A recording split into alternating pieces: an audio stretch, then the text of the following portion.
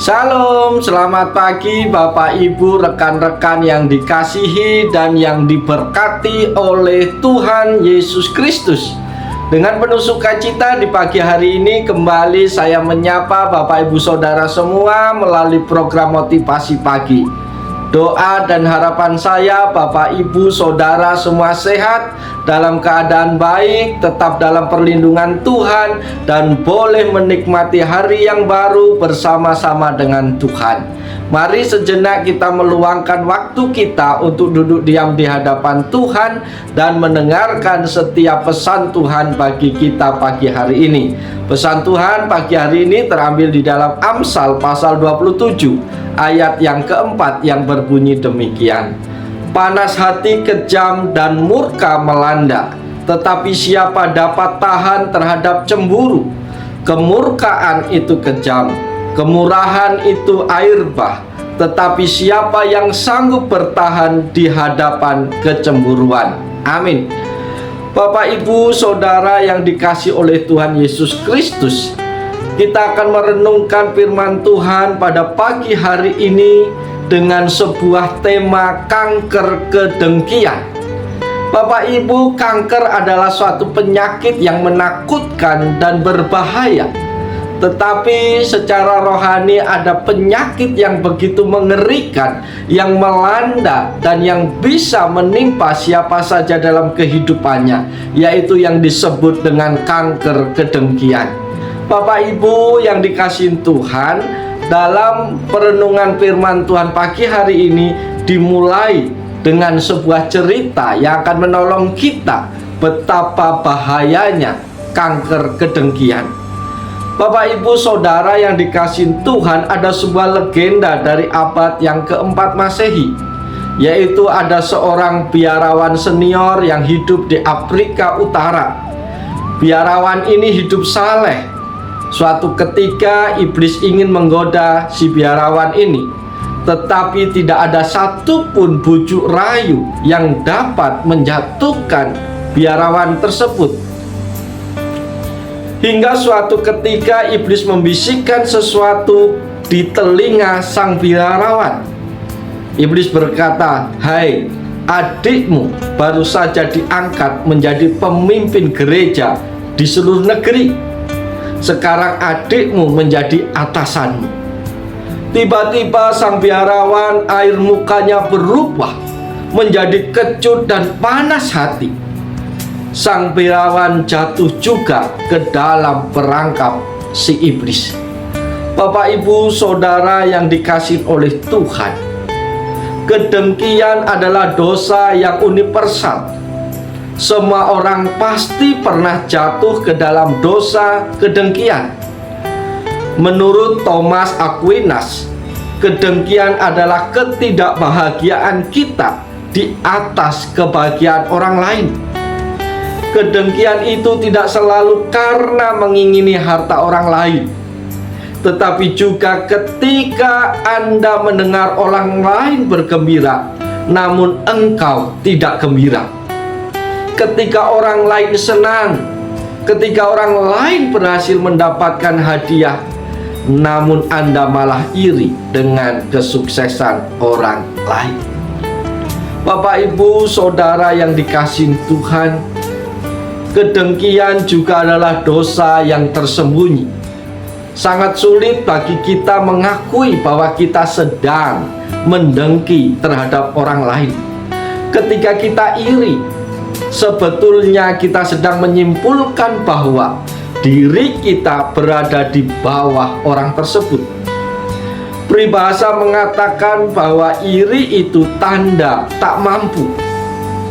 Inilah yang menjadikan dosa kedengkian sangat berbahaya. Kedengkian adalah sesuatu yang kita sembunyikan, sehingga tidak ada satupun yang tahu.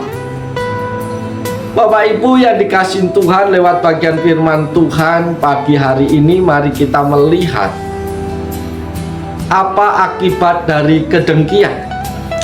Tentu kita semua setuju semua dosa pasti mengakibatkan kehancuran. Apa saja yang dihancurkan oleh dosa kedengkian? Yang pertama, Bapak Ibu kasih dalam Tuhan, kedengkian menghancurkan diri kita sendiri. Kedengkian menyedot habis sukacita di dalam hidup kita. Kedengkian membuat kita tidak pernah puas atas keadaan hidup kita saat ini. Kita selalu membanding-bandingkan diri kita dengan orang lain.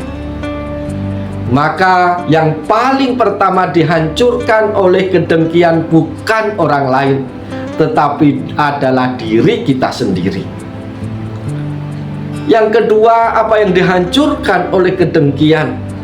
Yang kedua, kedengkian adalah dosa yang menghancurkan hubungan kita dengan sesama. Bapak, Ibu, Saudara yang dikasihin Tuhan Yesus Kristus, jangan remehkan rasa dengki. Rasa dengki yang sangat dalam bisa mengakibatkan pembunuhan. Ingat kisah Kain dan Habel, Yusuf dan saudara-saudaranya. Semuanya itu adalah akibat dari kedengkian.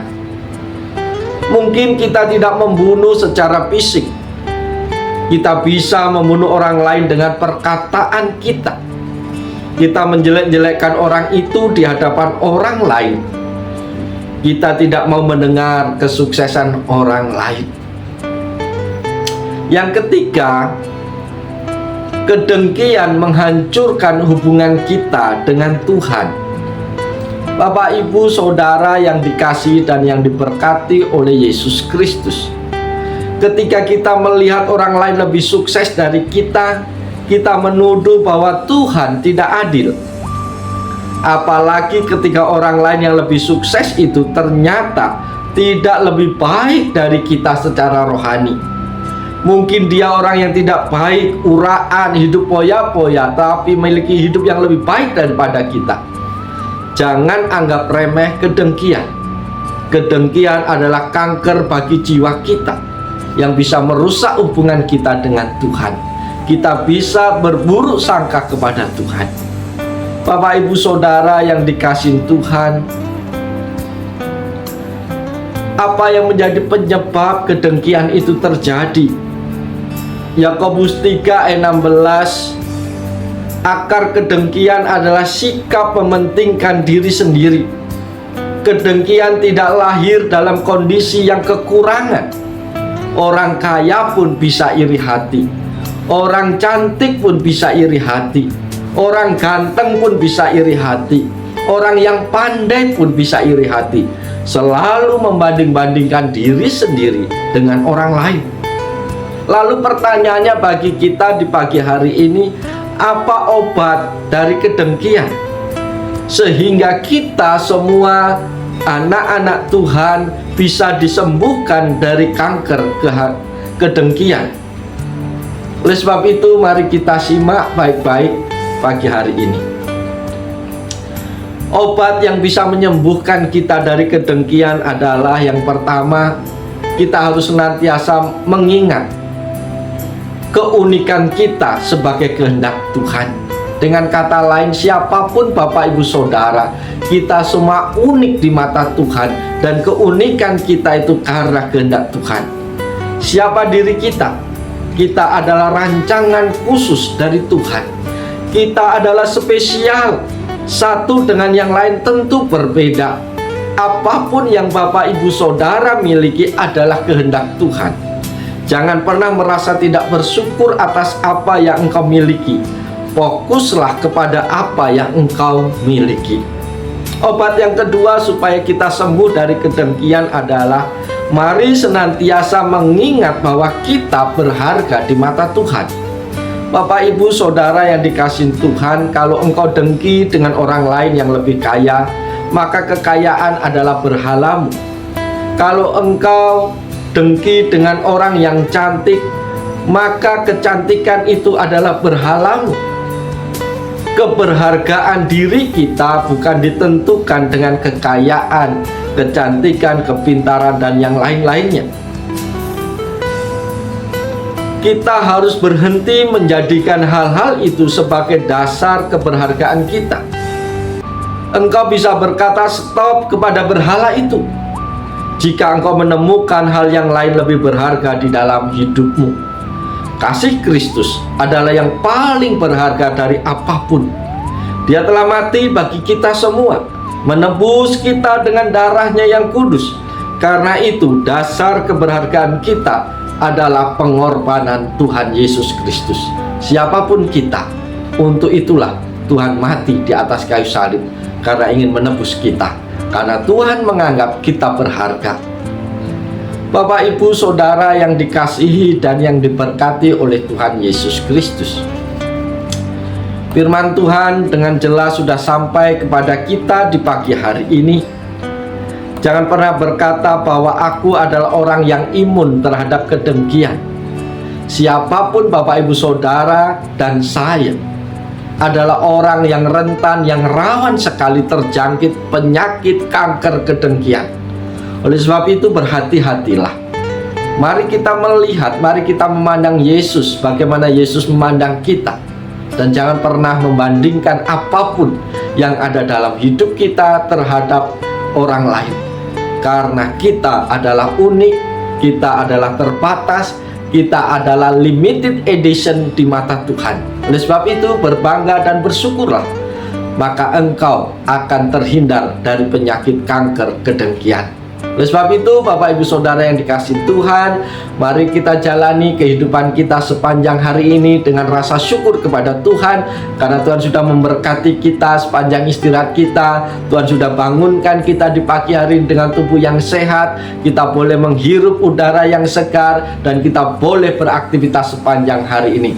Maka maksimalkan seluruh potensi dalam hidup kita, maksimalkan seluruh karyamu di dalam kehidupanmu sepanjang hari ini. Maka Tuhan siap menolong, Tuhan siap memberkati Bapak, Ibu, Saudara. Oleh sebab itu, selamat pagi, selamat berjuang. Tuhan Yesus mengasihi Anda, Tuhan Yesus menganggap engkau berharga. Maka berbangga dan bersyukurlah senantiasa kepada Tuhan. Shalom.